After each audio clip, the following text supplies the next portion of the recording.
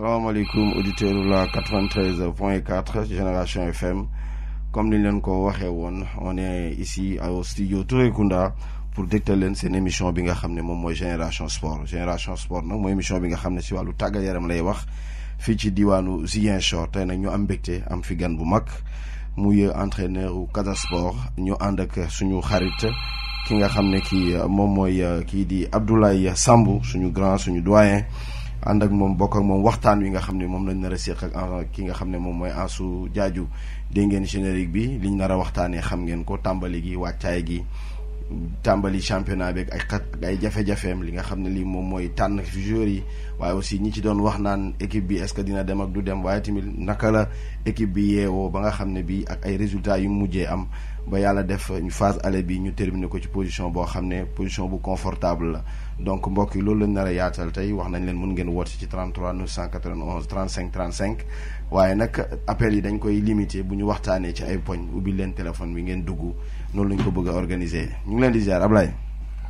waaw maa ngi lay gërëm Moussa Ndaw di gërëm coach Ansou Diadio di gërëm borom kër gi di gërëm personnel Génération FM di gërëm en tout cas képp koo xamante ne mu ngi déglu jamono ji ñi nga xamante ne ñooy waa disons rajo Génération FM di gërëm surtout coach Ansou Diadio ci disponibilité bi ndax c'est vrai weer koor la ñu nekk mais surtout véritablement nangu ñëw jàkkaarloo ñun pour ñu càmbar un peu déjà li Casa jot a def ba léegi nii et puis xool un peu fii balaa reprise bi bu dee dina am aussi naka la Casa di waajalee effectivement échéance yooyu mu nekk véritablement ay thèmes yu am solo ndax supporters yi sympathisants yi askanu Casamance soppee Casa Sport soxla nañu effectivement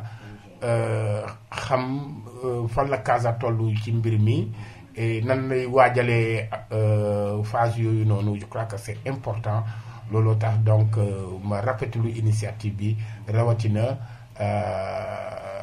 nuyu une fois de plus coach Ansou Diadio. waaw jërëjëf Abdoulaye coach ñu ngi lay ziar. waaw Ndaw maa ngi lay delloo ziar. di la baalu àq ci koor gi. baal naa la. mais bu ko defaat dañu. waaw maa ngi nuyu auditeurs yi yëpp. Génération FM. di leen sant yéen tamit leen remercier ci yéen mi am initiative bi invité ma. ñëw waxtaan ak yéen ci mbirum Casa Sport. par rapport ak saison bi.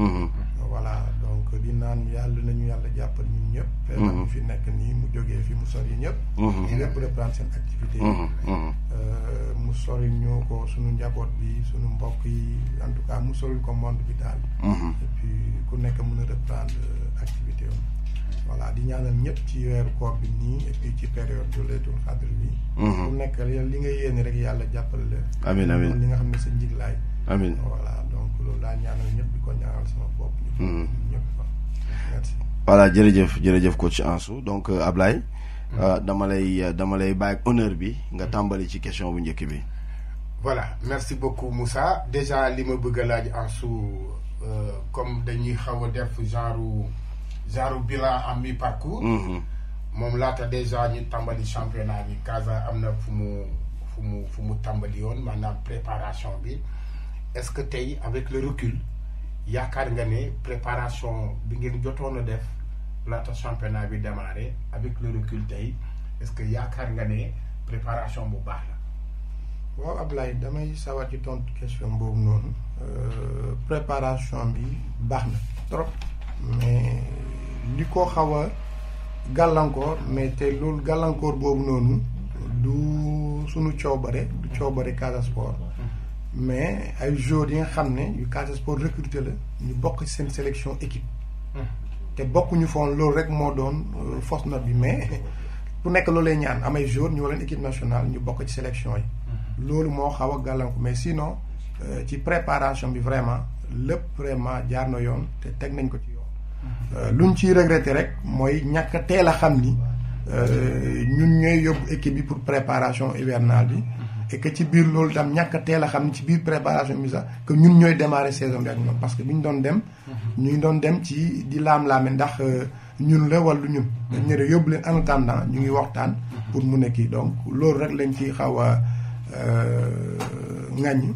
mais sinon ñun luñ ci jot a def luñ ci jot a xalaat ak staff bi yëpp def ko ci yoon vraiment yaakaar nañ lu baax la ci préparation parce que gis nañ njëriñam ci saison bi. je rappelle que Gambie ngeen préparé woon. waaw Gambie lañ demoon def préparation bi def fa 15 jours. n'est-ce pas nekk en regroupement fermé vraiment ça a été bon et ça daf ñu permettre ñu nekk ak xale yi waxtaan ak ñoom xamante miinante créer esprit de groupe bi entente bi union bi ak solidarité bi. donc loolu moo tax ma ne am na solo trop. am na solo. waaw coach su ñu ñëwaatee ci préparation boobule gis nañ ni vous avez fait beaucoup de matchs là-bas en Gambie et 1 ou 2 matchs à Ziguinchor si je ne me trompe pas. Voilà donc globalement est-ce que tout ce que vous attendiez de ces matchs les résultats de ce que ces matchs ont produit c'est reflété sur votre championnat. waaw boo seetlee sax courbe bu ñu am ci match préparation yi moom la ñu am pratiquement ci championnat yi. ci phase préparation bi c'est vrai qu'on dispersait l'équipe pour xool la meilleure combinaison. mais courbe bu ñu fa am courbe en dents de scie la. bu ñu amee victoire am nul amaat victoire am défaite am nul ainsi de suite noonu la demee woon te loolu moo reflété ci phase bi ñu nekk nii ci championnat bi. donc championnat bi ñu ko préparé. seul hic bi mooy ci biir préparation bi jotuñu am adversaire bu Sénégal pour xam pour jouer seen bopp parce que ñun au moins xam nañ ko parce que nekk nañ pendant plusieurs années. mais pour jouer yi nga xam ne ñun recruter ay xale yi nga xam ne boobu mooy doon seen première saison jotuñu confronté wu ak championnat équipe Sénégal yi pour xam Sénégal nan la jouer parce que bokkuñu football ak Gambie quel que soit nu ñu nekkee proximité. mais am na li nga xam ne Gambie seen spécificité la ñun Sénégal suñu spécificité la ba tax na loolu moo ñu xaw a gàllankoor ci démarrage championnat bi donc xale yi ñu ngi jauger seen niveau ci championnat Ligue 1 bi ci biir compétition bi sax donc loolu rek lañ ci kii mais dans la préparation jot nañ def 10 matchs comme ni nga ko waxee ci 10 matchs yi 2 matchs fii lañ ko joué à Ziguinchor parce que ñun ñoo bëggoon ñu jouer ñaari matchs yi fii parce que suñu première journée fii lañ ko waroon jouer. on voulait que xale yi ñu am sensation publique Ziguinchor bi ñu am sensation jeu à domicile pour ñu mun a tàmbali commencer première journée bi fii donc ci 10 matchs yooyu noonu am nañ fa 5 victoires 2 matchs nuls n'est-ce pas du moins 3 matchs nuls ak benn défaite fii bi ñu fi joué ñaari match lañ fi joué à domicile am nañ ci benn victoire ak benn nul maintenant nul bi ñu am nag vraiment moo reflété suñu première journée bi parce que loolu la ñu sentir effectivement bi ñu ñëwee dans la première journée. est-ce que ça veut dire que tey bu ñu naroon préparer waat équipe bi par exemple sa option mooy nga am ay matchs amicaux avec des équipes sénégalaises moo la gënal que nga am par exemple ay matchs amicaux avec des équipes yoo xamante ne par exemple équipe gambienne yi nga xamante ne ñoom. seen football c'est beaucoup plus axé sur la technique que sur le physique. non fu mu nekk nii léegi ñoom xale yi jot nañu jauger pour xam championnat bi jot nañu jouer 13 matchs 13 journées yooyu xam ne ñun lu ñu bëggoon rek mooy ñu confronter ak équipe Sénégal ñu xam fu ñu toll.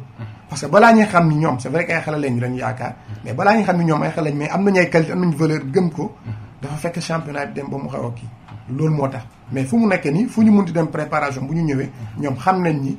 championnat au Sénégal ñii lañ koy joué ñii moom te ñun tam xam nañ donc loolu noonu fu mu nekk ni moom c'est dépassé peut-être bu ñu amee yeneen gan yu ñëw ci équipe bi bon xanaa xëy na loolu ñu ut ko pour ñooñu am jauger niveau football championnat Sénégal s'ils ne sont pas des Sénégalais bien entendu. Ablaye ça nous permet transition là bi ñu aborder préparation bi ci lañ dugg ci li nga xam ne lii moom mooy championnat bi mooy on a constaté que l'entrée a été trop poussive. mais dafay mel ni que c'est une situation qui a tendance à se reproduire pour le Casa Sport parce que su ma juumul la saison passée Casa a enregistré sa première victoire lors de la 8e journée contre le Jaraaf. Qu'est-ce qui peut expliquer cela coach des problèmes d'entrée chaque fois dans le championnat depuis 2 ans. waaw li ma xalaat ni loolu moo ko mën a expliquer mooy que Casa du def comme yeneen équipes yi par exemple centre yi ñoom presque 2 mois avant saison bi ñu ngi entraînement. Le Casa nag disposé de moyens yooyu noonu pour loger joueurs yi pendant 2 mois avant compétition bi fay leen ba compétition bi démarrer loolu moo waral souvent dañuy xaar bu ñu nee championnat bi telle période lay démarrer ñu door dugg seen travail hivernal bi. mais yaakaar naa ni ak nu ñu nekkee di progresser ni parce que Casa mu ngi dépassé niveau boobu noonu am nañu yaakaar ni Sénégal dina dem ba fixé wu carrément ci championnat bi kañ lay démarrer kañ lay jeex. dañ ko maîtriser. buñ ko maîtriser je pense que Casa du am problème boobu noonu. dina xam nan la ñuy planifier. tey fu mu nekk nii wax nañ ni novembre la ñuy reprendre.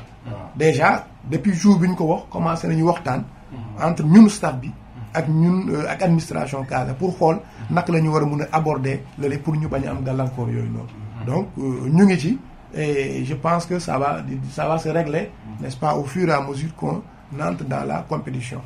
li koy tax tamit mooy le fait que pratiquement chaque 2 ans ou chaque année ñu changer entraîneur tamit day tax bu kii di ñëw balaa muy nekk ci kii bi dafay poser problème dans la compréhension staff bi waa stabilité bi donc voilà stabilité am solo boo doon seetlee même Casa bu muy gagné compétition yu bëri yëpp y avait une stabilité pendant presque 10 ans ou 8 ans mais c'est le même staff qui est là qui souvent amélioré parce que peut-être l'entraîneur est convoqué l'entraîneur de l'équipe nationale ñu xaw ko amélioré keneen ñëw mais c'est toujours le même groupe le même bloc qui est là moo koy gérer donc loolu noonu bu amee je pense que le club va être stable et va bien démarrer les saisons. wax nga stabilité banc bi mais aussi est-ce que amul beneen facteur buy xaw a influer ci loolu mooy le fait de vouloir coûte que coûte le fait de sauter les escaliers c'est-à-dire une équipe qui a progressé jusqu'en junior qu'on y puise le maximum pour les amener en senior pour avoir benn continuité dans le travail mais on a remarqué que à part ren at yi yëpp demeewul woon noonu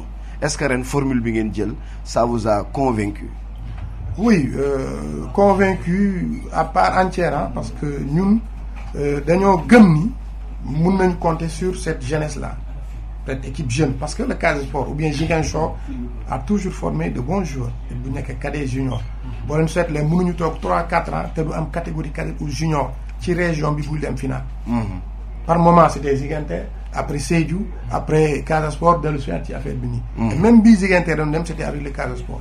Donc tey fu mu nekk nii loolu noonu ñun gëm nañ ni on a un potentiel énorme bu fi nekk à Ziguinchor de joueurs bi nga xam ne on peut compter sur eux parce que la formation à la base elle est bonne on a des formateurs qui sont très bons au niveau de la base au niveau des écoles de football qui font un très bon travail bi nga xam ne ñooñu foog dañu jàppale rek la ñu laaj parce qu'ils le font à volonté volontairement lañ koy def mais après qui en bénéficie c'est le Casa c'est les clubs donc je pense que ci côté boobu noonu amul luñ ci laam-laame gëm nañ ni on a un potentiel énorme bu fi nekk ñi nga xam ne mun nañ voilà des satisfactions si vraiment il y a la stabilité.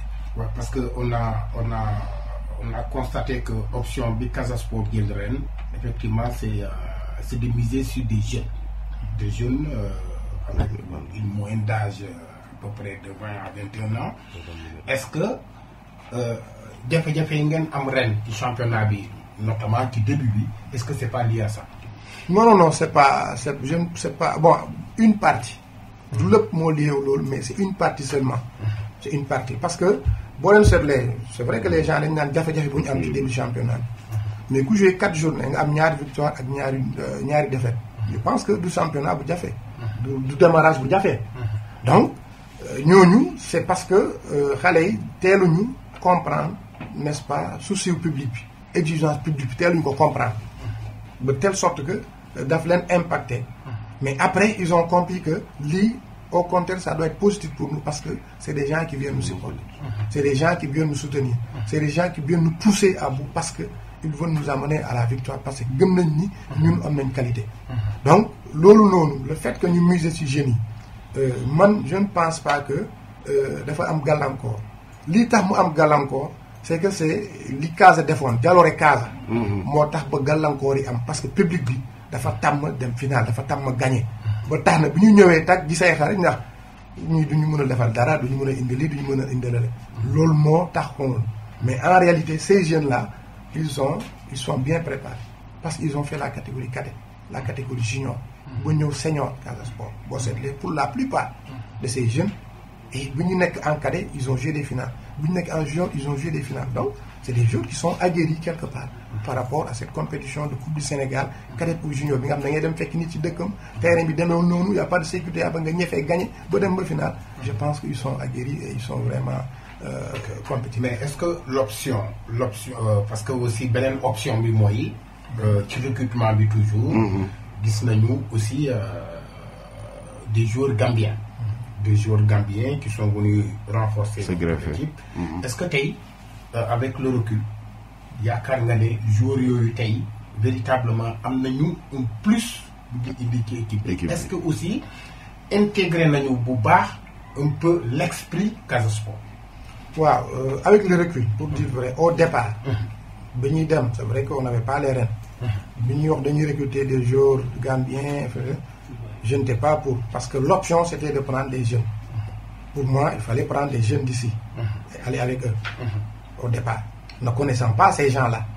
Mais pour tous ces joueurs gambiens image ma amoon ci ñoom premier contact bi ma am ci ñoom dafa changé. Pourquoi? Parce que esprit de groupe boobu bi ngay wax noonu man loolu laa ci doon xalaat.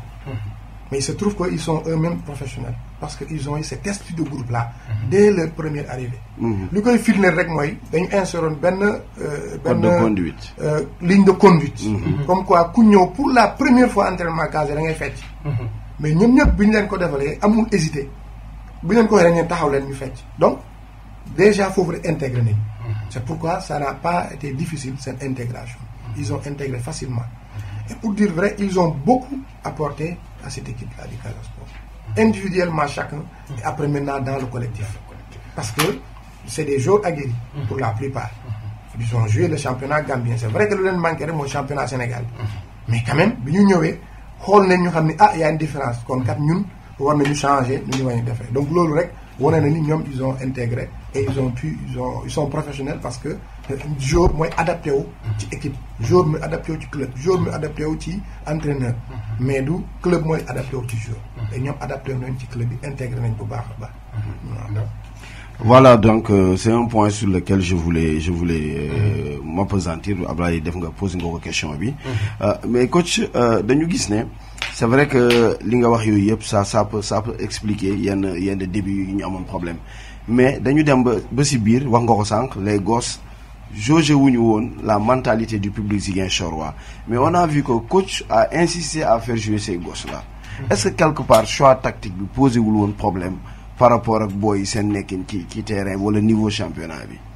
Non, posé le problème parce que bu ñu insister ba nii ñu gis ni vers la fin du championnat ça a changé leur manière de jouer. Ils ont compris, cela veut dire que trompez-vous. On n'a pas fait des erreurs de choix.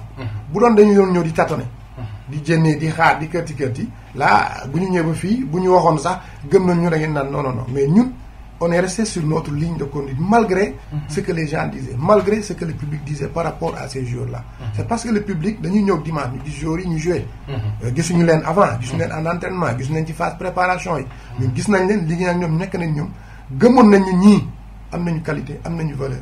Et il faut seulement leur donner confiance. C'est cette confiance-là qu'on était en train de chercher en insistant malgré l'opposition du public pour public bi dem ba mu gëm ni effectivement noonu la. Je pense que nous sommes sur la bonne voie. Mais si je reviens un peu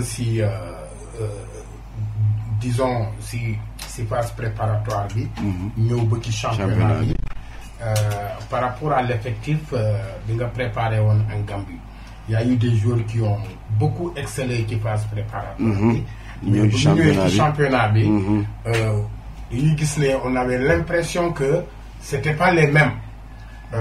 Lan mooy expliquer loolu? Est-ce que c'est parce que d'abord c'est des jeunes, ensuite est-ce que c'est parce que ils n'étaient pas préparés mentalement, psychologiquement. Bon, ils étaient préparés en réalité mentalement, mais peut-être c'est eux qui n'avaient pas intégré cet aspect du public là. Mais boo leen seetlee après ñoom sax parce que ñun préparation mentale bi du benn jour, c'est durant toute la phase du championnat. Et que quand on voit que quelqu'un n'a pas intégré cette phase de préparation mentale, koy woo toog wax ak moom pour delloosi ko. Et c'est ce qu'on a fait. Mais finalement, les jeunes ont compris. Et quand on le faisait avec des images à l'appui pour leur montrer que li ñu leen di wax mën ngeen ko du caagi ne mënu leen ko. Vous avez joué avec des gens qui ont fait 4 ans, 5 ans du championnat ou 10 ans. Mais quand vous avez joué avec eux, qu'est-ce que vous avez senti? Est-ce qu'ils vous ont malmené? Est-ce qu'ils vous ont montré qu'ils étaient beaucoup plus forts que vous? et puis ils ont compris qu'effectivement suñu valeur suñu qualité war nañ mën a permettre ñu mën a imposer dans le jeu. C'est pourquoi bi ñu dem vers la fin on a vu qu'ils sont en train de ils se sont libérés. boo leen seetlee dernièrement c'est pratiquement ces jeunes là qui ont sorti. foog nga dem ndànk pour nga mën a am bloc d'équipe. pour nga mën a am équipe bu soudée pour nga mën a am comme ni ngeen ko waxee mayonnaise bi mu jàpp. donc ci loolu lañ doon liggéey d'abord jéem a am bloc d'équipe bi esprit d'équipe bi solidarité bi pour après ñu mën a rebondir pour aller chercher. effectivement est-ce que c'est pas justement système boobu moom moo waral Casa Sport du dugal ci match. plus d'un but bon maximum quoi. waaw c'est vrai boo seetlee benn ñaari yoon rek la ñu dugal 2 buts. mais aussi ñaari yoon rek la ñu encaissé 2 buts. donc ñu ngi ci statistiques yi nga xam ne yu tolloo yu temb. 10 la ñu dugal 10 la ñu encaissé. attaque bi tamit si bu fekkente ne dugal ñu trop tamit ça quelque part ñun on prend la charge. parce que ñun ñooy liggéey ak ñoom ñoo leen di tàggat ñoo leen di préparer. lu ñu leen di laaj sur le plan défensif dafa bëri. ba tax na souvent bu ñuy attaqué day fekk ñu essoufflé ñu sonn. boo leen seetlee lu ñu gën a remplacer équipe bi c'est les attaquants. qui ont été souvent remplacés dañuy dem ba match sax dañuy jëndee 3 attaquants yëpp indi yeneen 3 attaquants. parce que lu ñu leen di laaj sur le plan défensif dafay bëri. après ñu yokk ci sur le plan offensif. donc loolu bokk na ci li nga xam ne tamit stabilité bi mooy wax noonu parce que tey imaginez ñu jox ma équipe ma ñëw premier match défaite deuxième match défaite troisième match défaite waaye du ma fi toog dañuy wuti beneen entraîneur. mais on est obligé de jouer un peu dans la stabilité pour permettre aux gens d'avoir confiance pour permettre aux gens seen xel dal parce que tamit football doo ñëw no rek nga naan foo la ay xale laa yor non saison bi ut ñu dara pour jël ay défaite rek donc on est obligé aussi de rassurer le public que cette équipe là est jeune mais cette équipe là est capable aussi de rencontrer parce que championnat Sénégal lu ñu ci gis mooy différence bi du bëri la benn bi boo ko amee souvent victoire ou bien nga am ñaar victoire la donc ci cadre boobu la ñu travailler parce que avec l'expérience qu'on a avec Ramata qui est derrière nous qui nous a beaucoup parlé de cette situation là mais si cadre boobu la ñu taxee pour ne il faut donc avoir une défense solide pour pouvoir après attaquer. mais est-ce que justement ci wàllu woowu noonu stabilité bi nga doon ak peut-être encaisser moins de buts ça s'est reflété un peu sur le plan offensif parce que l'équipe ne se portait pas souvent avant. Voilà, l'équipe ne se projetait pas tout le temps devant. Ah. L'équipe, je veux dire, elle ne se crée pas beaucoup d'occasions jusqu'au moment où effectivement on a eu un bon milieu de terrain avec Matar, l'arrivée de Matar. boobu la un peu équipe di gën a projeté wu ci kaw. Est-ce que ci loolu noonu est-ce qu'il va pas falloir changer justement de paradigme? Mais effectivement le changement du paradigme dafay am parce que fu mu nekk nii on a tout l'effectif en place ñu soxla ñëpp ñu ngi fi si on doit démarrer c'est sûr que ça va changer. On va changer pas beaucoup c'est la manière de jouer bu ñuy wax noonu ça on sera pas trop défensif. On doit travailler à aller de l'avant parce qu'on a des joueurs qui sont capables de porter le ballon de devant. Mais comme ñu ko au départ tout de suite bu ñu doon démarrer championnat bu ñu newoon coach jox nañu équipe bi mais est-ce que signé nga léegi nii ngeen nekk 8e wala 7e. waaw mais je vais signer tout de suite pour que le cas nekk 7e sans ñu jouer. parce que moment boobu xamoo li ngay fekk ci terrain bi. xamoo li ngay fekk terrain bi te par rapport à l'arrivée de Matar il a beaucoup apporté. mais aussi tamit fekk na fi équipe bi nga xam ne bu taxaw. parce que avant Matar di ñëw on a bâti Jambar à l'extérieur. fekk nañ Jambar dëkkam ñu gagné ko fekk Jambar mu ngi ci préparation bu normal te ñëpp door leen gagné coupe bi ñu fekk foofu door ko premier défaiton fekk boobu Matar nekku fi. on a joué contre contre Pikine Matar nekku fi. on a joué contre ñaari tel ñu gagné ko Matar nekku fi. donc c'est des éléments yi nga xam ne ku ñëw rek am na lu muy indil équipe bi obligatoirement. mais tamit ku fi nekkul. du tax équipe bi bañ a dox. équipe bi day dox ñoom sax. dem nañ ba ñu sentir ko. donc mu doon benn concurrence bi nga xam ne bu seen entre ñoom. ñu xam ni du benn jour mooy tax équipe bi dox. du ñaari jour mooy tax mu dox. ku fi nekkul sa morom def li nga xam ne loolu nga war a def. te ñun ci cadre boobu la ñu liggéey ak ñoom bu ñuy préparer équipe bi. on s'est dit poste bu nekk ki fa nekk ak kii yéen ñëpp tolloo valeur am ngeen mën ngeen football. li ngeen ëppalante mooy expérience bi. ak gëm-gëm bi ku gën a gëm sa morom rek mooy jël place bi. te donc tey ñoom gëm nañ ko. l'arrivée de Matar c'est vrai ça a changé n'est-ce pas, la manière de jouer de l'équipe. duñ ko laam-laamee. Parce que techniquement il peut tenir le ballon, il peut garder le ballon te du ko perdre. te loolu la équipe soxla tamit. Mais tamit avant ñu ñëw on avait une équipe qui a bâti de grandes équipes aussi. Qui a tenu tête à de grandes équipes. Même si on n'a pas eu comme ni ñu ko waxee suffisamment d'occasion. Wow. Parce que loolu comme ay xale lañu y a beaucoup si attaquants yi dafa bëri ay jeunes. te voilà dafa bëri ay jeunes te jeunes yooyu bu ñu leen nee da ngeen défendre après bu ñu yor ba ñu explosé dañuy tardé ci explosé bi. Alors que bu ñu ko doon def correctement c'est sûr que on allait créer beaucoup de problèmes à ces équipes là mais malheureusement loolu moo amul. te boo leen seetlee bu ñu defee préparation bi am suñu équipe ba dem ne bii la. dañu ñëw ba première journée bi ñu am benn jour bi nga xam ne problème administratif ñu jëndee ko. ci semaine boobu sax la jënd pour door indi keneen. donc dafay constituer un blocage. bu ñu fa jógee kooku bu mu ñëw na mu def 2 3 4 ñu dem ba jouer ba benn ñu commencé am rythme mu amay joueurs yi nga xam dañu dem defi test Forcin jënd dem defi test. manqué na ñaari match. Forcin bu muy dellu si ñu ngi doon am rythme. dafa doon ñëw rek indi doole équipe bi. Pierre Benoît gaañu. avant sax Pierre Benoît Maron gaañu na tamit. mu toog jënd parce que mu ngi doon commencé jël ñu dem ba benn moment Pierre Benoît gaañu jëndaat encore Forcin ñu donc loolu yëpp dafa tax ba équipe bi xaw a bañ a stable. benn moment ñu dem ba commencé at jàppaat rythme ñëwaat suñu ñaari jours en sélection Boubacar Faye ak Abdou Seydi. donc ñett la woon sax. waaw ñett la woon après kenn ki mujjee gaañu mu toog donc kooku sax depuis boobu la gaañu.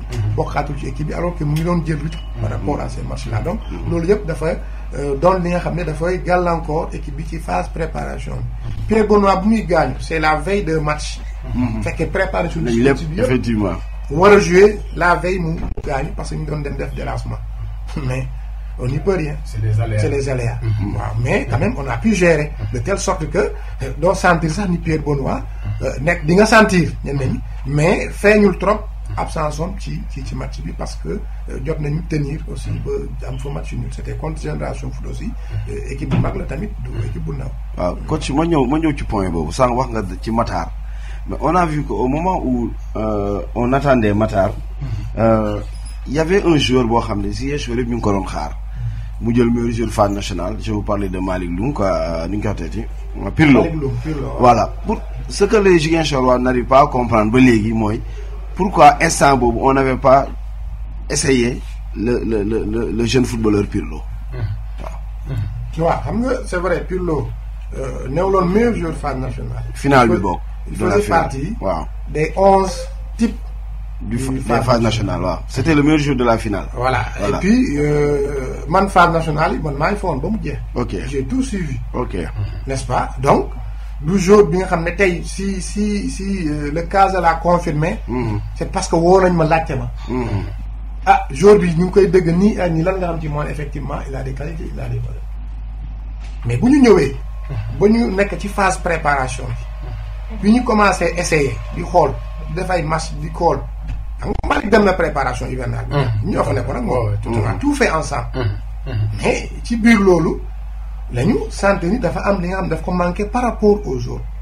et ci loolu ñu ngi ciy waxtaan ak moom. moom xam na ko chaque jour que Dieu fait il appelle pour demander. et on lui dit nan fa laa ci toll.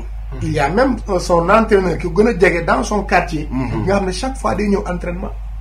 te chaque jour moo waxtaan ak moom effectivement quand je discute avec lui il me dit effectivement li nga wax dëgg la. donc c'est un joueur qui a des qualités. mais buñ ko précipité woon dugal ko léegi public boobu ko doon. dina la ñëw moom moo koy yàbbiyaat. et c'est ça qu'on ne veut pas. on ne veut pas le perdre. on veut le garder. parce que xam nañu am na qualité. maintenant comme ni ñu koy waxee rek na continuer gëm. am na qualité comme ni ñu koy waxee te lu ñu koy wax noonu mu jàpp ci mu rectifié wu mu liggéey dina avancer waaw. beneen cas aussi bu ñuy ñëwaat coach mooy cas wu Elo sa latéral droit bi. on a vu que ce premier match def joué na mais nous-mêmes qui étions au stade on s'est rendu compte que Elo bi ñu xamoon par rapport ak bi ñu gis keroog c'était pas ça. Qu'est-ce qui peut expliquer cela par rapport ak talent bi Elo am coach. waaw li ko expliquer ci phase préparation Elo dafa jotoon gaañu. ci poignet bi. toog na ay ñaari match amicaux sax joué wul. ok après mu dellu si waat. boo leen seetlee même contre Real joué wuloon. c'est contre beneen équipe bi. Fortune waaw le dellu si waat. bon bu mu dellu si waatee on a pensé que ça va loxo bi ça va. mais xam nga jour rek dans la tête loxo bi dafa desoon. mais comme il y avait cette compétition alors que coup de jouer. loolu moo tax ba n'a pas été performant ci match boobu noonu. match bu ñu joué noonu. loolu moo tax parce que boo leen seetloo buy daw sax day moytu daanu day moytu teg loxo bi. mais loolu boo koy moytu finalement tu ne peux pas être performant dans ce que tu fais. mais je trouve que Elo mu ngi ci poste bi nga xam ne poste bi. dafa garder il a 3 concurrents. direct ñi nga xam ne ñoom ñoo nekkandoon junior. bi may yor équipe junior bi première année bi Elo mu ngi yoon ci équipe senior bi Faustin ñëw imposé wu à droite Elo dellu soit ci junior Elo ci banc bi la doon toog Assane di jouer à gauche Faustin jouer à droite. année bu ci toog Faustin dem ci senior yi Elo des avec les juniors Faustin bi mu dellu soité Elo moo titulaire à droite était le même capitaine. Faustin dem à gauche. bi ñu ñëwee tey on l'a expliqué et ñoom comprendre c'est une concurrence saine ñoom ñett ñoo fa nekk pour le même poste. quand on l'a essayé une fois doxul on a changé pour essayer le Gambien là Ndim. waaw après nous a dit que non moom latéral il faut jouer. waaw mais on a essayé éventuellement si Elo ça ne va pas mu ngi gaañu mais duñ ko forcer pour kii ko. on a essayé Assane ça a marché. Assane bi mu gaañu ba mu jënd forcé ñëw tamit mais Assane mu ngi toog ci baan di xaar forcé. donc loolu la seen marchand boobu la Elo am ci poste dafa toll ci poste bi nga xam ne il n'est pas seul ils sont 3 ci poste boobu noonu. ce qui fait ku ci jënd sa morom ñëw rek da ngay mat sa baaraam toog di xaar. loolu mooy difficulté bu Elo am noonu ci postom bi. ci postom mais il a toujours ces mêmes qualités là et il est en train de revenir en forme. parce que dafa am mental bu fort. effectivement dafa gëm ni. moom war na mën a dellu si. war na mën a ñëw ça c'est vrai. et pour tous les postes c'est comme ça postes yi yëpp noonu la ki nga xam ne da nga gaañu rek jënd sa morom bu ñëwee balaa ngay dellu si day doon problème. donc c'est ça qu'on a pu instaurer dans ce groupe là. et c'est une concurrence bi nga xam ne c'est loyal entre ñoom dañuy waxtaan. su paree waaw di waxante li nga xam ne loolu la kii manqué les. su paree rek bu kenn du gardeel ay morom. loolu ça c'est je peux bon de loin aussi constater nañu même quand Faustin est venu il a essayé aussi de se donner à fond pour conserver justement ce poste parce que l'autre n'étant pas là. Pierre Benoît voilà. waaw effectivement Faustin bi mu voyagé ba mu dellu si parce que bi mu voyagé ci lañ dem ñaar teel ñu gagné ñu ñëw génération ñu dem nul ak Pikine mais bi mu dellu si il s'est dit que ça waay man. affaire bi du yomb. voilà donc loolu noonu dafa baax ci équipe.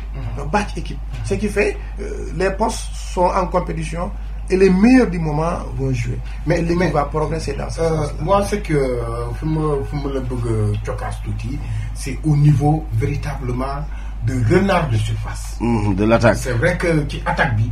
effectivement bon am nga ay jeunes talentueux et cetera mais je pense que da nga manqué. un attaquant un tueur. parce que c'est vrai que le Casa se crée des occasions mais boo xoolee sur le ratio des buts marqués par le Casa Sport bon véritablement côté boobu pour man côté boobu Casa Sport xaw naa néewlee ci côté boobu noonu. waaw c'est-à-dire fësagul. feeñagul mais xam nga man li ma gëm mooy kuy dugalkat bi même buy football ak ay xale day dugal ku dul dugal bi boo ko foola nag ay xale muy football il va avoir des difficultés pour marquer des buts ñii ñu jël nii ñëpp muy Talla muy Faldi ils ont été meilleurs buteurs en junior. effectivement Mamina dafay dugal bi Moussa Maron day dugal bi Aris même Juwaare sax Mamadou day dugal bi Juwaare day dugal bi donc ñooñu ñëpp Aris dañuy dugal ay buts donc tey li manqué mooy la confiance et la confiance du public loolu lay ñaax public bi ça plus moo ni jox confiance boobu noonu c'est-à-dire ku dem ba mu raté occasion rek la dire que bu amee mun na dugal mais bu kenn raté ñu yuuxu ko dafay perturber. alors que ay xale lañ quoi surtout kay xale lañu. donc loolu la c'est-à-dire ay xale yi nga xam ne bu ñuy nekk seen ASC dañuy dugal bu ñuy nekk junior ils marquent des buts bu ñuy jouer dans leur quartier ils marquent des buts donc bu ñu ñëwee fii dañu war a dugal boo doon seetlee même avant centre case booy doon dugal yëpp depuis nekk cadet ba senior dañuy dugal ñoom Aliou Badji bu mu nekk cadet doon dugal ba mu ñëw senior ñoom nu tëdd encore Dominique dañ daan dugal ñoom Aliou Koli c'est des buteurs ñoom Zola dañ doon dugal nawetaan ñëw ba kii ñuy dugal donc dugal ñii ñu jël noonu comme attaquant ay dugalkat lañ ay renard de surface lañu mais confiance moo leen des et je pense que ñu ngi comprendre ni loolu noonu mun nañ ko intégrer ci ñoom et mun nañ doon ay dugalkat on aura beaucoup de renards de surface si l'équipe est stable stabilité bu amee rek il y aura beaucoup de renards de surface waaw coach am nañ Kéba Diédhiou depuis Roumanie ci ligne bi mi ñuy suivre depuis le début. Il voudrait bien participer waaw dans l'émission. Kéba Albert Kéba allo. Ndaw maa lay ziar. ñu ngi lay delloo ziar. naka yite yi. waaw ñu ngi sant bu baax copain. waaw di nuyu ñëpp nag ñu toog ci plateau bi. di féliciter aussi sama waaju baax ji coach Ansou. waaw. waaw moom on a des rapports vraiment particuliers. waaw on a des rapports particuliers parce que dañu am habitude di waxtaan ci yu bëri nga xam ne man ak moom ñoo ci bokk ci ay vision. Donc quelqu'un la bi nga xam ne aussi il m'encourage et on a l'habitude d'échanger vraiment des mots dans la sincérité et je pense que lu ñu koy ñaanal mooy aussi lépp li nga xam ne mu ngi koy yootu yal na ko yàlla jàppale ci barke weer koor bi. Et ak Ablaye aussi Ablaye maa ngi lay nuyu maa ngi lay ziar yooyu it. maa lay delloo ziar grand. waaw Ablaye nam naa la nag. gaawal ñib si de. waaw moom sama grand la moom sama grand la moom bu mu xam ne fu ma nekk fu mu taxaw ci man moom xam naa loolu. waaw di rafetlu émission bi aussi je pense que c'est une émission intéressante. Et ça nous a permis aussi aujourd'hui de comprendre aussi ce que le coach vivait à l'interne. C'était pas du tout facile. À condition aussi ni il allait gérer l'équipe. Donc c'est pas des éléments faciles pour un coach. Donc chapeau à lui. Donc je pense que patience pour moi am conseil mu doon déglu aussi bon parce que daawul doxee bopp neen aussi. dafa amoon ay ñi nga xam ne ñu nekkoon wetam aussi. di ko jàppale donc c'est l'occasion aujourd'hui ñun tamit ñu féliciter ko. Et je pense que championnat bi bu àggoon à terme. dinañ ci doon am satisfaction yu bëri parce que le kin bi mu ngi doon. xëy neex quoi waaw parce que on sentait ça quoi ça venait bon petit à petit les gens étaient pressés donc au finish vraiment l'histoire lui a donné raison. Oui. Voilà Kéba tey jii nii yow xam naa dañuy anticiper ci pro wala dañ koy bàyyi yow tey jii nii soo amoon looy dolli Ansou par rapport à son équipe actuelle pour que su championnat bi reprendre lan lay doon parce que aussi tu as un œil averti parce que yàgg nga ci mbir mi. waaw Ansou je pense que mosoon nañ ci waxtaan man ak moom il y a de cela 2 ans xaw ma 3 ans. Le fait que Casa di teel a libéré ay joueurs juniorom jël ay joueurs. Pour une catégorie bien ciblée junior bu ñu paree donc amul benn vase communicante bi nga xam ne buy jëlee joueurs yi en junior yóbbu leen en senior. Donc du coup joueurs yi bu ñu àggee senior rek dañ leen di balee indi yeneen génération yi. On a assisté cela ci dernière année yu passé yi Casa donc ren moom foofu laa koy jaajëfale parce que le fait que mu maintenir avec mu convaincre l'administration du CAS pour continuer avec ces jeunes joueurs bi nga xam ne moom yoroon na leen. mu continuer ak ñoom mu jël quelques ay mag mu yokk leen ci équipe bi donc je pense que loolu ci lancé bu mu nekk noonu loolu la war a continuer amul beneen secret loolu la donc une équipe c'est une équipe donc on n'a pas dit une sélection donc moom ci équipe la fonctionner et je pense que loolu moo ko jox tey résultat yi mu am nii. Voilà, donc Ablaye, bon, mes questions. Non, c'est bon, hein, c'est bon. Je crois que déjà il a parcouru le dossier. Et maintenant, je sais que option bobu, yo yaakaar nga ne option bu baax la quoi. Té Casa war na mën a continuer ci option bobu parce que la réussite pour vous peut-être foofu lay jógee. Mais bien sûr Ablaye. La réussite du Casa ne trouve nulle part. Parce que en fait Ziguinchor ce que Ziguinchor regorge comme talent en matière de football. ci fànn yëpp côté administration côté football lépp luy Ziguinchor yor. Côté journalisme etc. Donc aujourd'hui ñun on peut être fiers de ce que nous avons de nos produits locaux que nous avons sur place à Ziguinchor. Notamment depuis les écoles de football Ansou laal na ko. Et je pense que ces écoles de football là aussi gars yi war nañuy xalaat naka lañ leen di renforcer parce que aujourd'hui tout ce que les gens font à la base donc c'est au bénéfice du Casa. Donc le Casa n'est rien d'autre que le grenier là où tout le monde le point de chute bi nga xam ne ñëpp foofu la ñuy dans 2 minutes s'il vous plaît. Les joueurs qu'on libère en junior. ñuy jouer junior ba mat les junior am expérience. commencé am expérience nga libéré leen mais ñoom ñooy dem ci yenn club yi. saa yi ñëwee Ziguinchor ñu rey ñu donc je pense que c'est des éléments yi nga xam ne Ansou doit tenir compte de cela. comme un acquis mu continuer di dox ak loolu. loolu moom bu ko defee je pense que dans les années à venir ou bien dans l'année prochaine. on peut prétendre à ce que ñu jël championnat bi.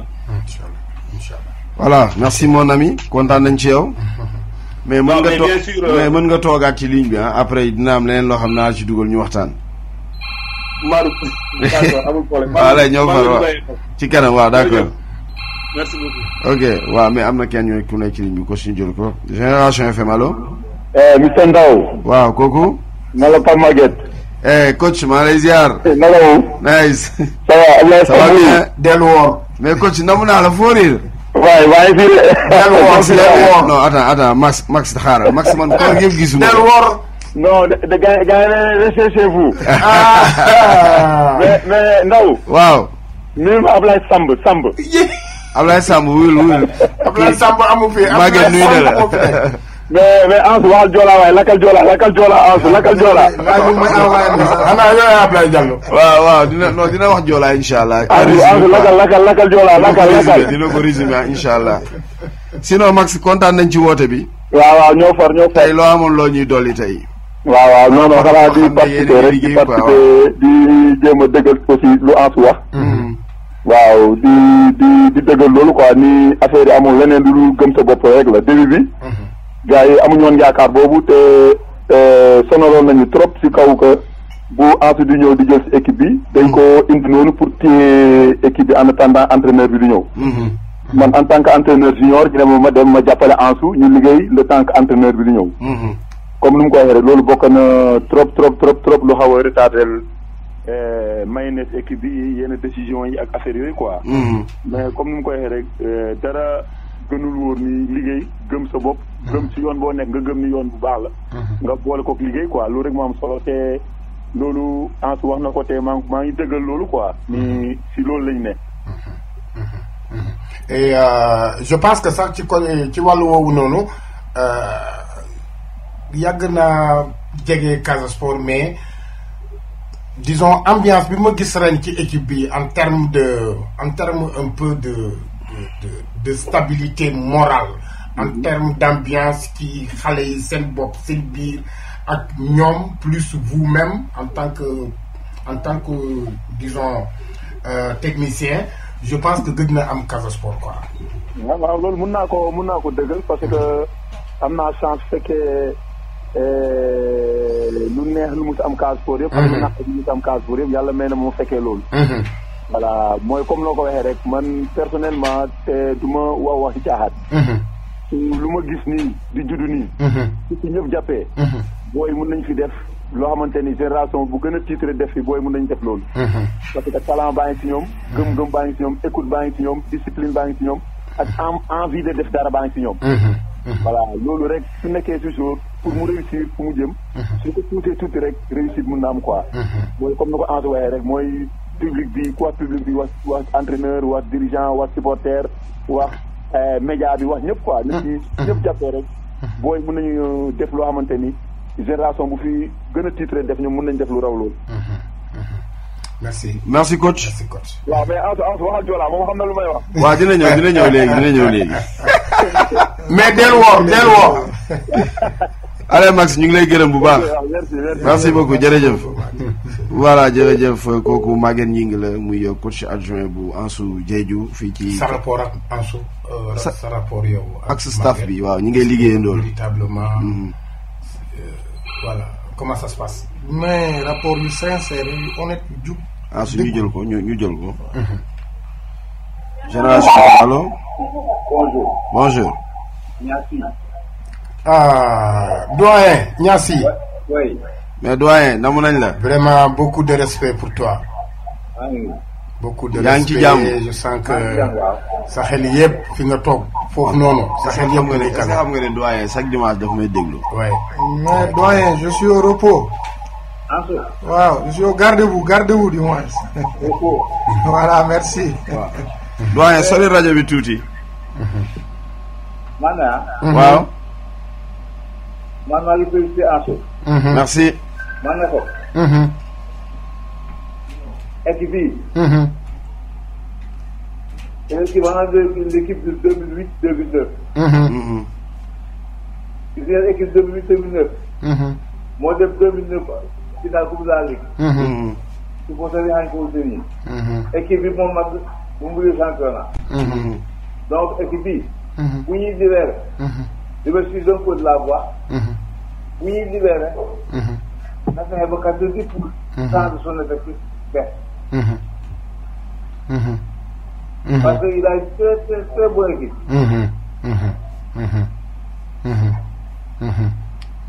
Merci beaucoup Samsi. merci doyen véritablement ñu ngi profité sax ci micro bi di la nuyu. di la ñaanal bu baax ci barke weer koor bi yal na la yàlla jàppale bu baax. véritablement tolof yi nga nekkee yàlla tëggil la ko lu mu gën a gaawee nga dellu si ak ñun ñii dem stade di ñëw. waaw namu nañ ko. namu nañ ko trop sax. merci doyen. voilà donc en su continuer. waaw li wax rek relation yi ak Maguette yu déggu la te commencé wul ren.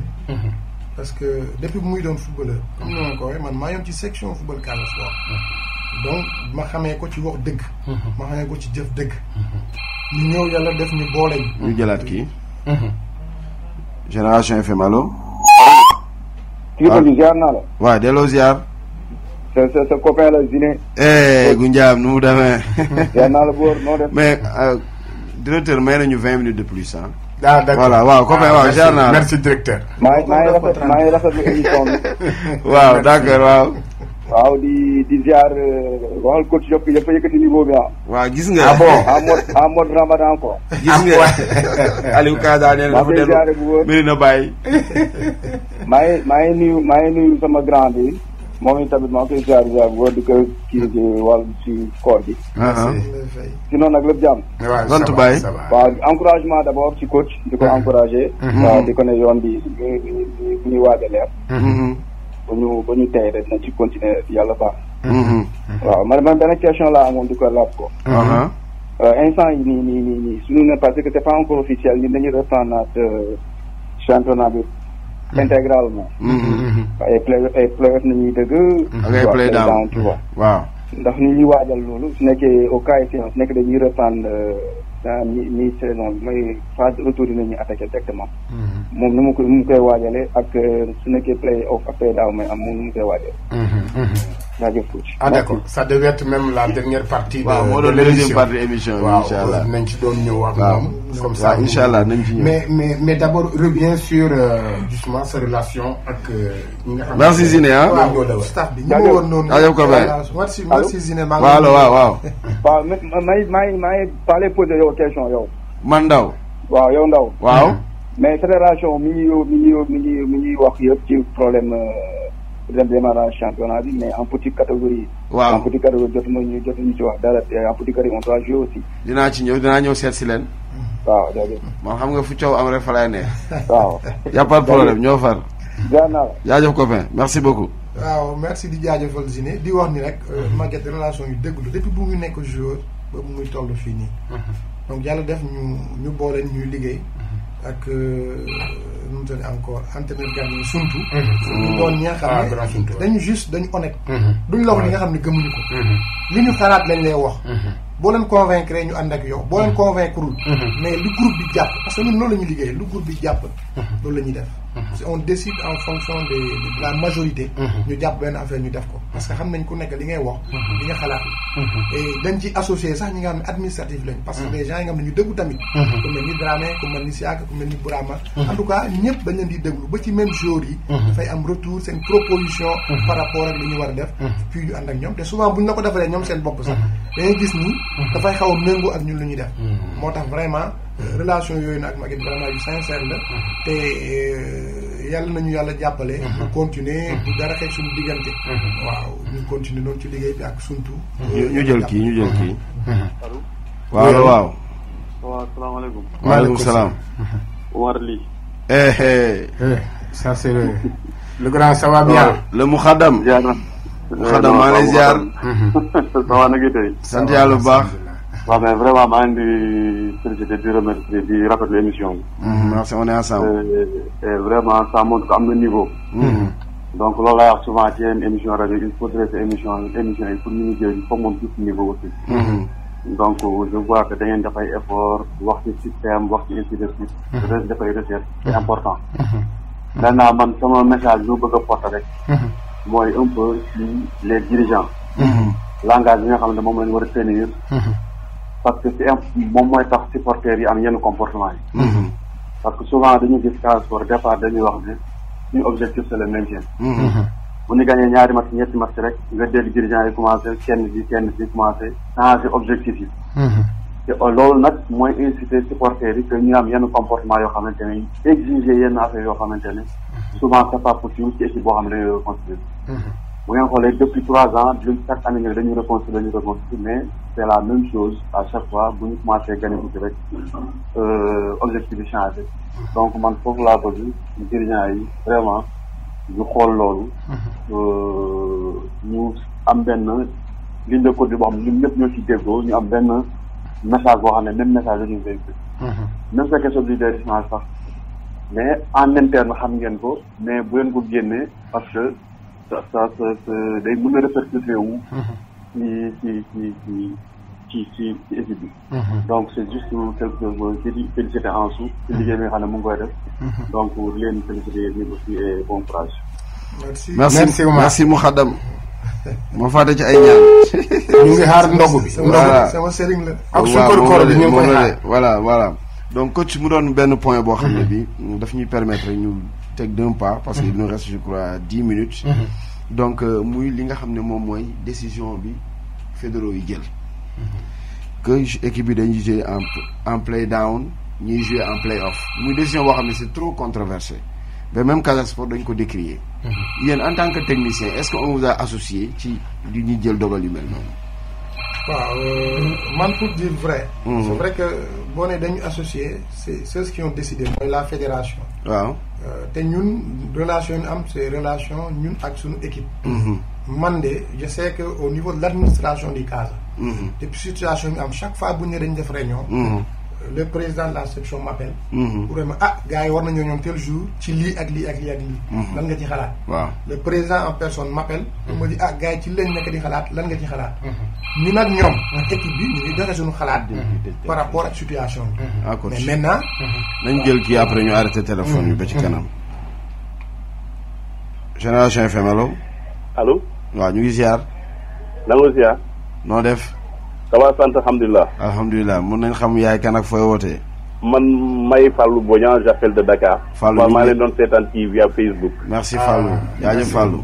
waaw man maa nekk ci comité supporter Allez Casa bu Dakar di yor sécurité supporter Allez Casa ak équipe bi. ok déjà balaa nga continuer Fallou ñu ngi lay jaajëfal bu baax. ñu ngi jaajëfal Allez Casa ci liggéey bu rafet ci liggéey bu rafet bu ñu nekk di def si xeexu corona bi. surtout sensibilisation avec votre tête votre président Malamine déjà woon nañ ko fii sax ba mu dugg suñu émission. mais c'est vraiment fantastique et ce que vous faites est unique véritablement. merci Fallou.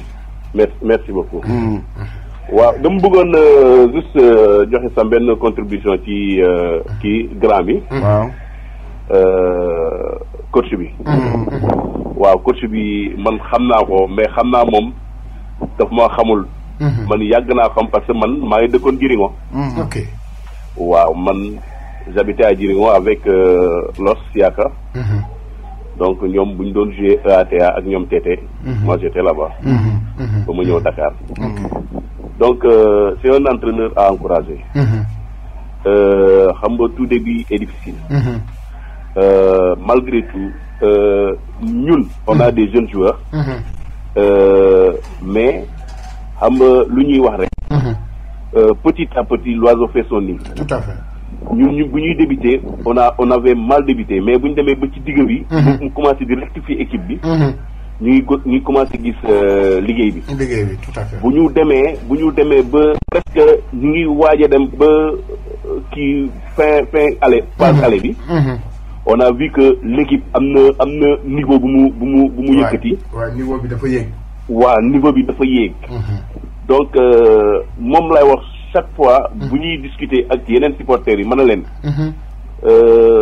gis nga équipe bi c'est une équipe qui va monter en puissance parce que booy am nañu talent lenn rek mooy peut-être xëy na seen erreur de jeunesse bi moo ci xaw a kii tuuti mais bu ñu toogee ñu am seen fulla ak fayda amul benn équipe bu ñuy gagné fii te man j'étais sûr et certain que bu ñu joué match phase retour bi ñu nag Teungueth FC nañ dem gagné Teungueth FC ñibbisi inchallah man xamoon naa ko voilà donc vraiment c'est un entraîneur à encourager yàgg naa ko wax parce que man yàgg na man ba suis de la génération 2009 depuis ci ñoom Stéphane maa ngi ànd ak équipe bi ñoom Damas maa ngi ànd ak équipe bi donc vraiment maa ngi rafetlu seen émission bi parce que maa ngi ko doon seetaan via Facebook donc Ansou di ko ne vraiment gàcci ngalaama nañu continuer ci liggéey boobu merci beaucoup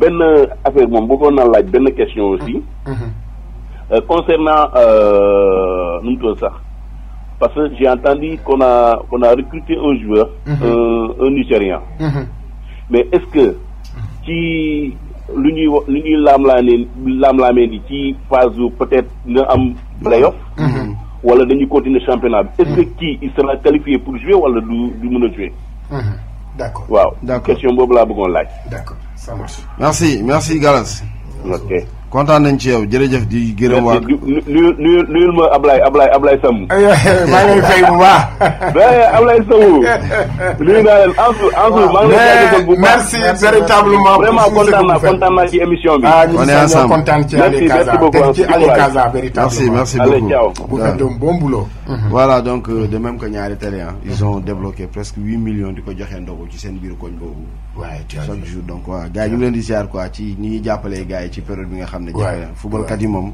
chapeau quoi non chapeau voilà merci beaucoup donc di wax rek parce que pour répondre ci question bi d'abord pour lever benn équivoque recruter bu ñu waaw dafa am jour bu ñu proposé pour xool ko mooy Nigérian bu muy wax noonu waaw mais le cas recruté bi ko xoolaguñu ko sax donc moment bi ñu doon dellu si ci la ñu ànd si ak moom c'était pour Casa xool ko ba xam ndax li ñuy séntu ci moom wala lu ñuy ut ci jour bi nga xam ne comme ni nga koy raar si face am na ko mais ba léegi xoolaguñu ko parce que du jotul dugg parce que internet sama xarit la jot nañu waxtaan ak voilà donc je pense que pour lever équipe boobu la te am nañu yaakaar ni peut-être am na profil bi quoi am na profil bi ak peut-être bu ñu ubbee mercato bi les gens vont permettre peut-être mu am ñuy defar licence ou bien on va connaître les mêmes joueurs pour terminer la saison xam naa comité d'étudiants décidé gul donc côté boobu noonu na xelam dal bu fekkente ne joueur bu xarañ la bu baax la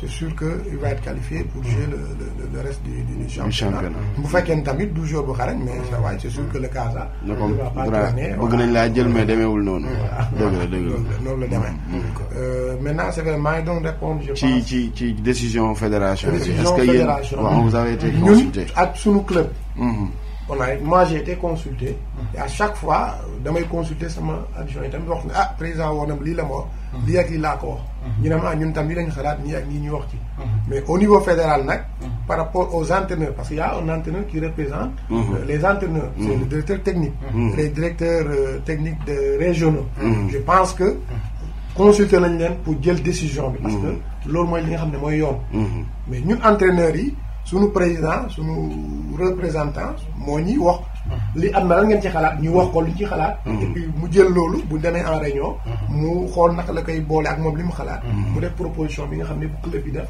et puis les gens essaient de voir par rapport à ça mais maintenant la décision play-off ou pas championnat ou pas la question de Ziné la préparation va être la même parce que boo seetee même bu dee championnat dafay reprendre en novembre.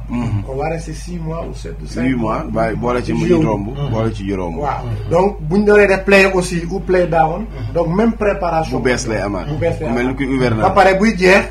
peut-être 1 mois ou 15 jours après championnat bu lay démarrer. donc tu es obligé de faire une préparation.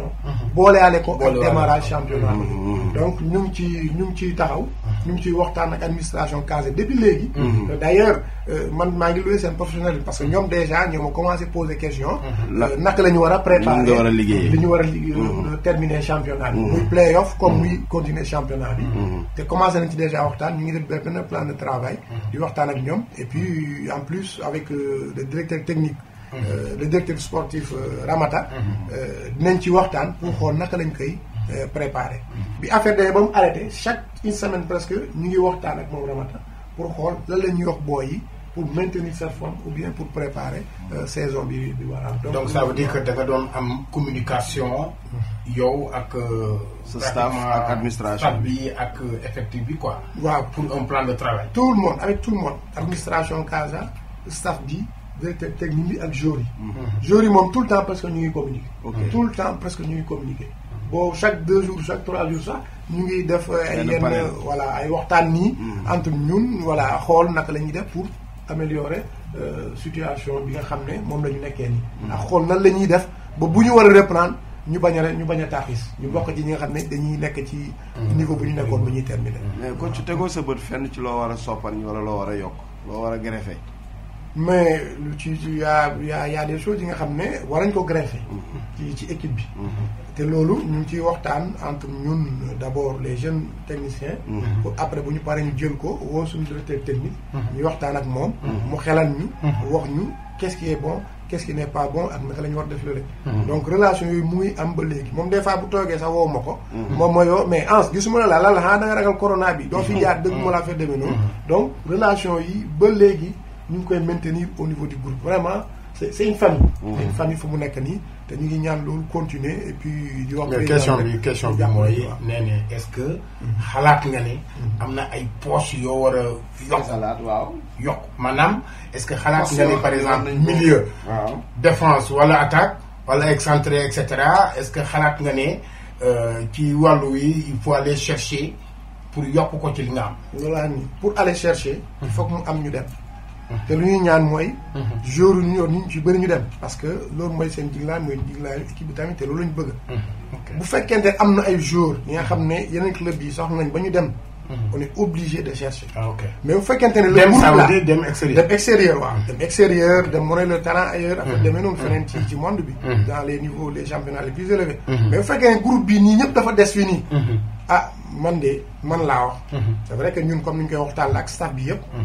man de gisuma li nga xam dañ ko dem différent te amu fi. pour mu nekk ni presque lu ñu am nii. ak junior yu ñu gis ñi nga xam ne sax. ñëwaguñ ñu ci suuf. lu ñu gis ne man de yaakaar ma woon am na lu ñu war a def différent pour yokk ko foofu. ok waaw coach dañuy laaj Kéba Avim ci décision bi moom ko si comme mi ngi ci club olympique mu wax ñu ci xalaatam en 5 minutes wala 3 minutes avant ñuy song li nga xam ne moom mooy phase finale parce que il nous reste exactement 8 minutes ci émission bi Kéba ñu ngi lay ziar. waaw ñu ngi delloo ziar ndaw. naka mu. sant yàlla alhamdulilah sant. waaw lépp jàmm rek. waaw sant yàlla alhamdulilah. yaa ngi dégg point bi ñu toll mooy décision bi nga xam ne moom la fédération bi jël. bon comité d'urgence bi quoi xaw ma ndax nañ ko entériné wala nañ ko infirmer yow lan nga ci xalaat. ndaw yow xam nga ma man si je parle moom vraiment parfois je ne porte pas de gants. waaw. et vraiment lii dama koy naxarlu quoi franchement dama koy naxarlu ba fu naxarlu yem quoi. parce que moi je juge que cette décision est une décision vraiment incohérente incohérente xalaatuñu ko sax c'est irréfléchi. de ma part honnêtement na ma gars yi jégal ci kaddu yi. mais je ne peux pas mënu ma ko comprendre ci jamono bu ñu toll nii parce que en fait il faut qu'il y ait une vie après le corona. il faut que mu am vie. Donc la vie, c'est vrai qu'on n'a pas dit de décréter du jour au lendemain des stades bondés de monde, etc., etc. Mais pour comme une organisation championnat, vraiment, je pense que pour gars ils font effort tout direct, war a mën a continuer championnat bi. Pour gars ils font effort là wax de. war a mën a continuer championnat bi.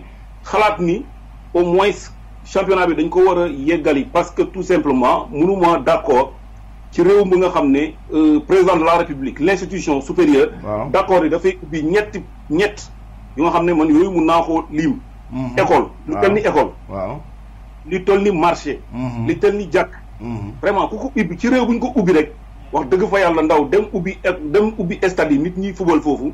gars yi organiser waat stade yi vraiment je pense que loolu bu ñu xalaatoon foofu rek waroon nañu mën a permettre ñi kon ne seen championnat. mais Kéba est-ce que am nañu organisation boobu dans ce pays. non mais bien sûr ndaw yeneen réew yi ni ñu ko nekkee di réfléchir nii.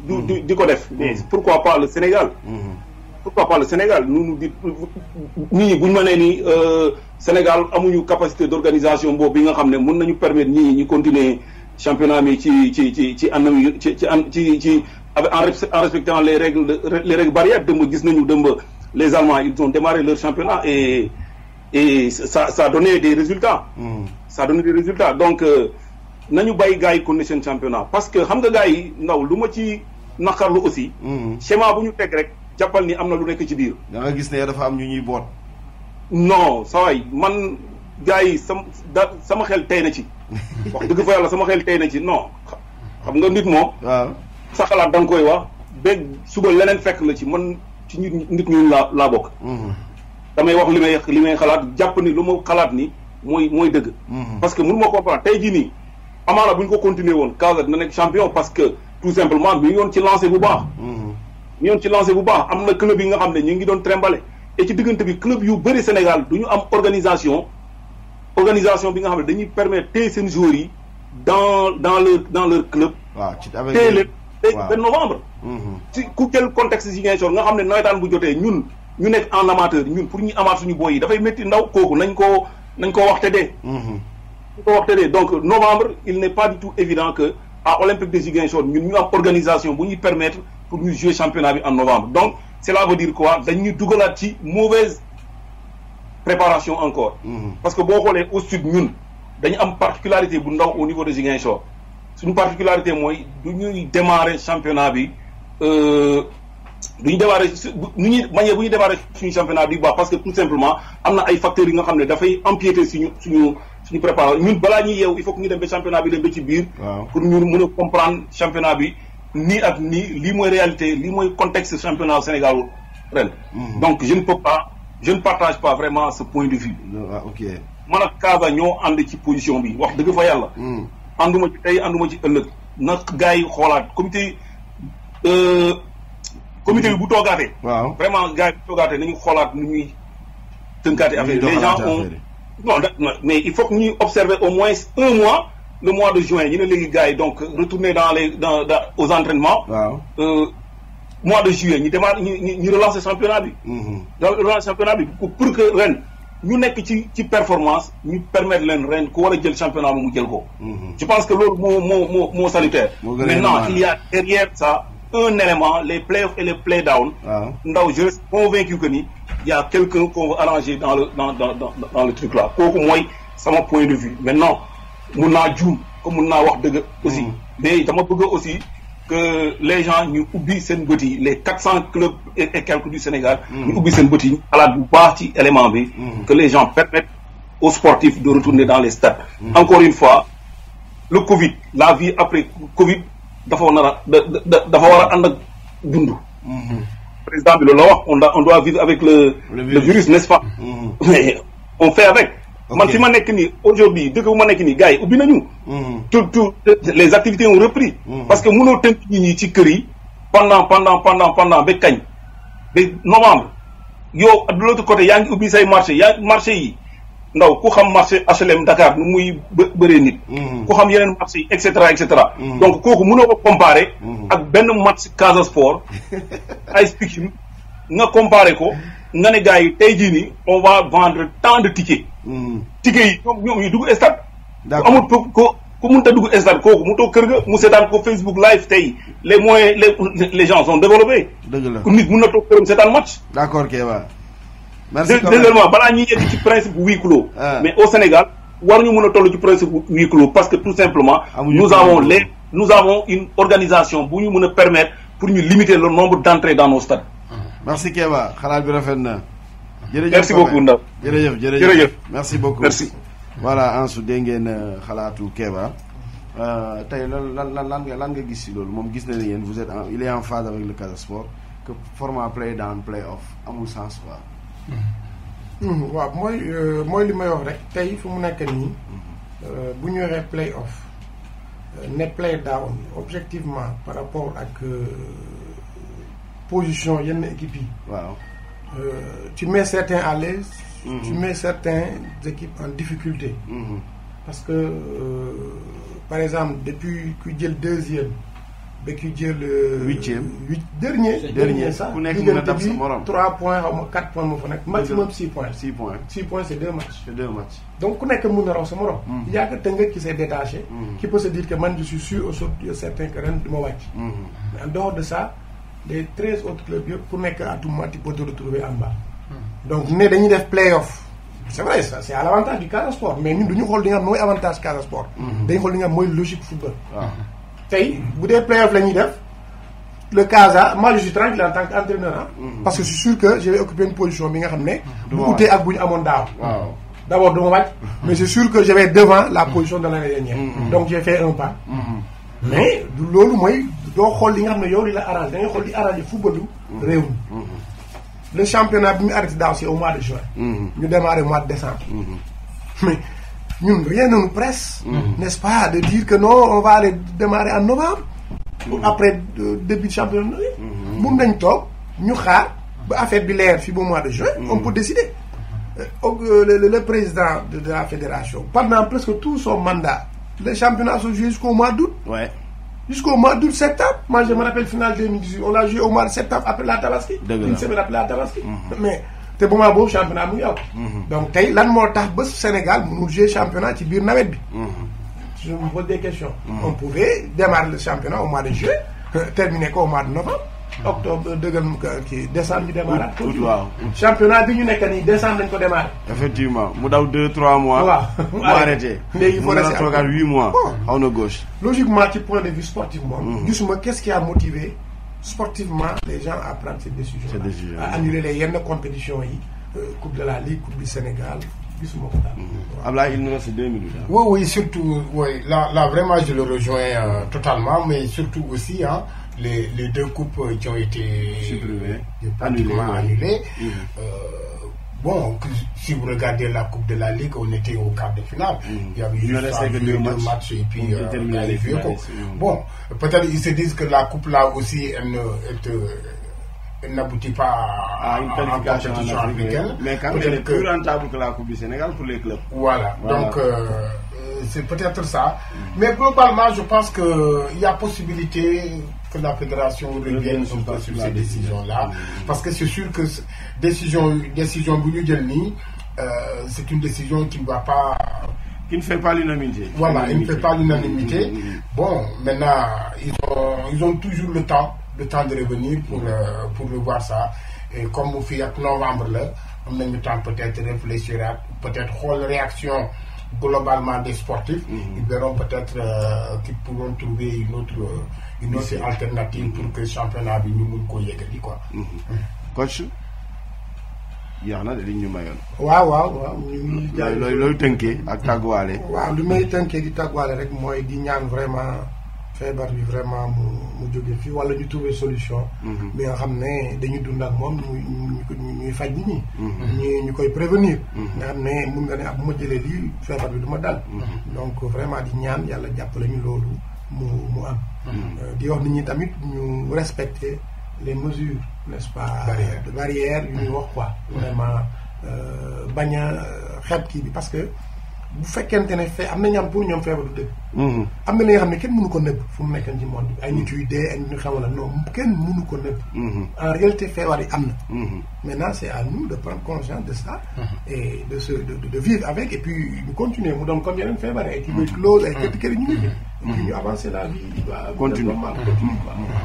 Ablaye. Oui, surtout de remercier Génération FM à travers vous, le directeur lui-même, et puis l'ensemble du personnel, les techniciens qui nous ont permis, à ces gars qui sont de l'autre côté, au bout du monde, et surtout à travers aussi le pays. Et je pense que genre d'émission humaine aussi qui est bas parce que ça permet à l'entraîneur ça permet aux techniciens de décliner un peu aussi de façon de travailler. Nous avons cette conception, nous avons comme ça, nous pouvons nous partager. Nous devons permettre aussi nous avons une position qui est parce que ça aussi c'est bon. Et je pense qu'on va continuer à collaborer et surtout. Malgré surtout collaboration entre Génération FM et le Casa Sport, je pense que c'est des initiatives comme ça qu'il faut encourager parce que ça va permettre aussi le développement local et puis nous tapons sur nous biais pour le bien surtout des jeunes. Parce que lui, en dessous, tout le temps qu'il met là avec les jeunes, il ne le met pas avec sa famille. Sous les saisons bien, moment où il est avec les jeunes là, il ne fait même pas le tiers avec sa propre famille. Et je pense que ça aussi, il faut que nous en tant que techniciens qui se sont donnés effectivement pour le bien des jeunes de la ville et des jeunes du pays. Et je pense que côté le club lui-même fait des efforts aussi pour les garçons. Vous avez entendu la décision de la direction de continuer à maintenir les salaires jusqu'au mois de décembre. Et ça, je ne suis pas sûr dans ce pays dina am benen club bu koy def. Ça c'est vrai. Lolu c'est à saluer. Quand je l'ai partagé, gars yi fa yuuxu. Ah non, mais c'est à saluer parce que véritablement il faut louer les efforts qui sont consentis par la direction du club. Et je pense que ça aussi c'est vrai qu'on n'en a pas parlé, mais c'est effectivement c'est important. Nous gën ko fësal parce que c'est important dans la vie surtout. Parce qu'on nous a dit de vivre avec le corona, donc le Casa Sport va vivre avec le corona. Merci Ablaye, voilà donc de le féliciter, coach Ansou pour son ouverture. Avec explication aussi, de féliciter la direction du Casa Sport pour l'initiative prise de prendre en charge ses pensionnaires jusqu'au mois de décembre. Donc, salut du ñaan yalla gën leen fulal li ñuy projet yalla sotil ko aussi di gëna rafetlu partenariat bi am entre Génération FM et le Casa Sport. Et je crois que c'est un partenariat win-win te ci kanam la jëm bu soobé yalla. Kon mbokk ñu ngi gërëm ñëpp ñu doon suivre sur la page Facebook de la radio, ñu ngi doon sur YouTube bi, Instagram bi. Ak Keba Jeeju bi nga xam moo ñëwoo depuis la Roumanie di gërëm bu baax Mamina ak Keba ñi nga xam ne jàpp nañ ci liggéey bi kon di wax gars yi ne émission bi fi lañ koy ndar keppe bàyyi leen ak taskatu xibaar yi ñu dugg ci seen xibaar yi midi yi kon di leen jaajëfal di leen wax ne ba dimanche prochain incha allah Khady Sonko merci beaucoup moom supporteru Ansou la